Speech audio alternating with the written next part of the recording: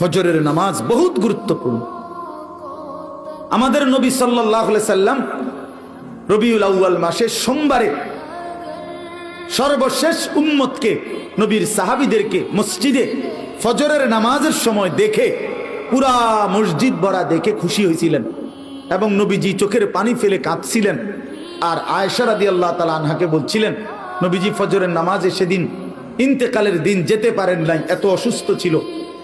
তো হুজরাত থেকে তাকায় তাকায়া দেখছে সাহাবীরা ফজরের নামাজ পড়তেছে, সবাই মসজিদ ভরা। সেদিন নবীজির সোমবার রবিউল আউয়ালে নবীজি চোখের পানি ফেলছিলেন আর বলছিলেন, আয়েশা আমার 23 বছরের মেহনত সার্থক। 23টা বছর আমি চোখের পানি ফেলছি, রক্ত ঝরিয়েছি, তায়েফে পেটে পাথর বাঁধছি, বিনিময়ে আমি যেমনটা চেয়েছি আমার সাহাবীদেরকে তেমন দেখলাম।